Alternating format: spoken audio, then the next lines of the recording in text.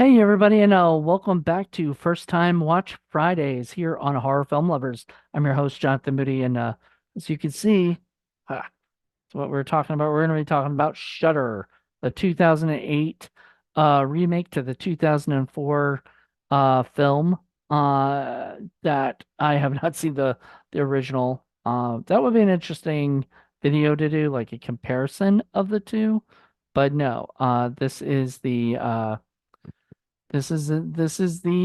American remake, starring Joshua Jackson and see who the girl is. I know who she is. I've seen her in some stuff, but she is not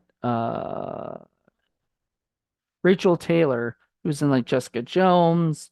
She was in Finding Steve McQueen. Uh, she was in all the Jessica Jones Netflix stuff like Luke Cage and The Defenders and stuff. I think to be with Jessica Jones. Um, let's see. She was also in a movie called Bottle Shock. I have that and See No Evil. So she's been in a few things. Um, Joshua Jackson, Urban Legend, Dawson's Creek, Numbers, tons of different things.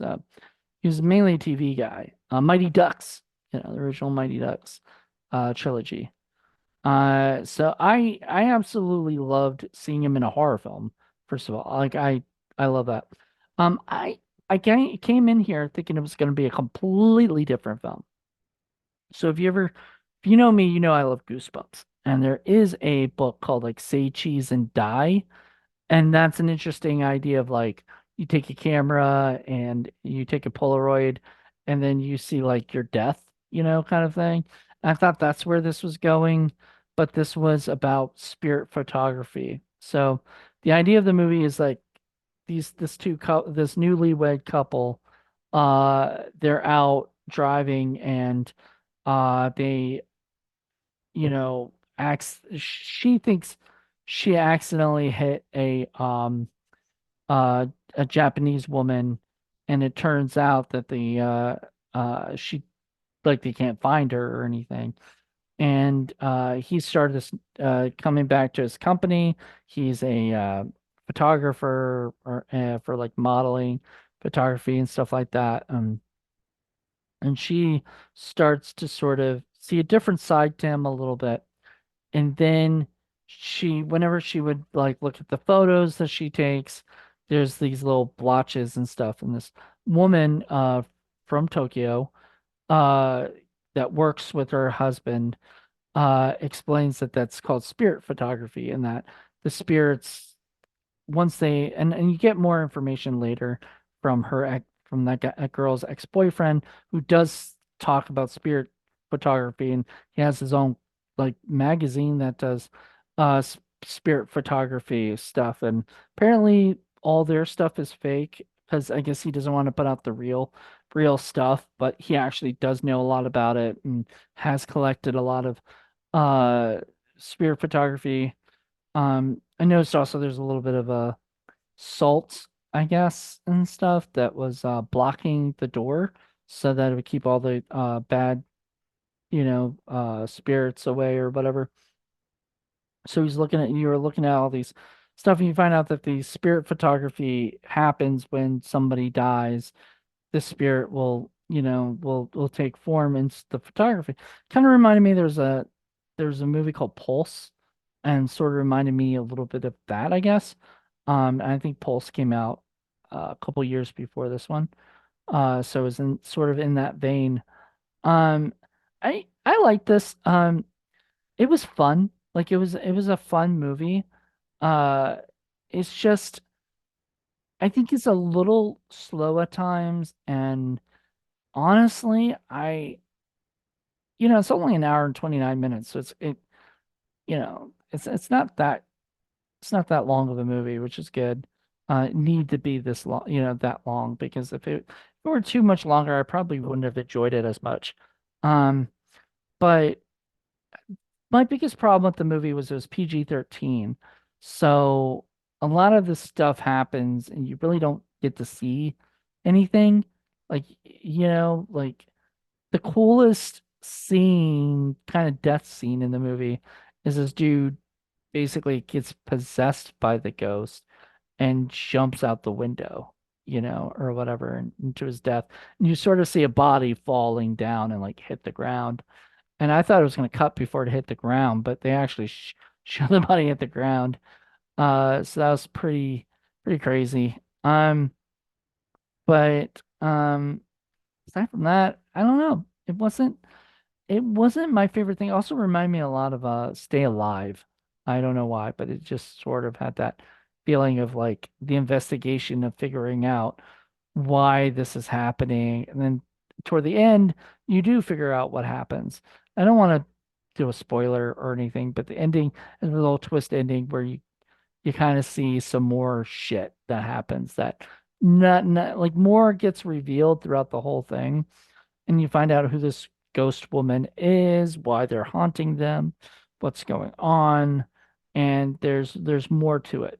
So, but with that being said, I did enjoy that. Like, I enjoyed the investigation stuff. I enjoyed the fact that I really liked her. Like, she kills it in this movie because as much as I like Joshua Jackson, huge Pacey fan here, I just felt like he kind of phoned it in a little bit. He was kind of his character was kind of blah, you know. Um, there was one interesting scene where I guess she was started getting like jealous of the woman that was with him, like she was like touching his butt or whatever at one point when he was, and just making sure, spotting him to make sure he doesn't fall off this ladder or whatever. But like she was obviously gripping his butt. And so she was got a little jealous. So later you see his arm like this, and you could see if you might thought it was another person with him or something. It was him. And so she didn't seem to like run in and go, "Oh my God, what are you doing?" But it kind of had that little bit of a feeling like it's something weird going on here. And so I mean, was it a good movie? Yeah. It was a good movie. Was it something I'd watch over and over again? Maybe not. So I bought this movie. I've got it on Blu-ray. I bought it from, and it has like, it's a two disc. It's got Shutter and it's got Mirrors. And Mirrors is the movie with like Kiefer Sutherland. And I kind of want to definitely see that at some point. That's not going to be on this season of First Time Watch Fridays, but if I don't do it for something else like the regular Horror Film Lovers podcast, I'll eventually see it. Aside from that, I like the movie. I enjoyed it. I'd maybe watch it again, but like not anytime soon. Like I'd watch it, if somebody's like, "Oh, I've never seen Shutter," and I'm like, "Oh, I got it. Let's go watch that right now." I don't think anybody's going to.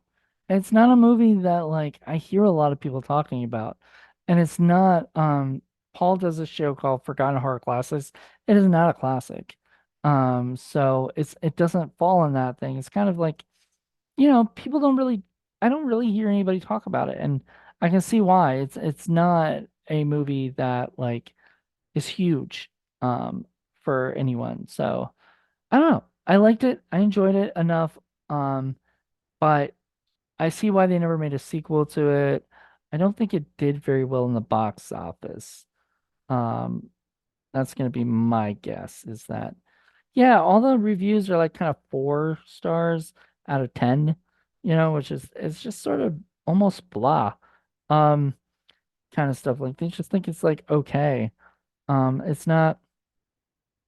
So its budget was $8 million and grossed $48 million. Jesus, so it could have got a sequel if it had wanted to. So that was a fucking hit. Damn, I did not know that. I thought it bombed in the box office, but nope. So I'm surprised not many people talk about this. Once again, I think a lot of it has to do with the PG-13 aspect of it. I think if it had been R-rated and they could do a lot more gore and and violence and death, and stuff that I think and sex maybe I think it would have done better. But unfortunately it sort of followed that like kind of yeah, this was okay. It should have been better kind of, attitude. So, well, anyway, that's this week's first time watch Friday. Join me next week for a brand new episode. Not gonna say what I'm gonna do yet. I'm very glad I'm not doing that because I'm skipping around, actually changing things up. But I thought this was sort of a perfect, first time watch Friday episode to talk about, especially after I did the apparition, which was a ghost one. I like doing movies that have ghost stories. So this was fun. Yeah. Anyway, hope you guys enjoyed this and let me know what you guys think. Bye.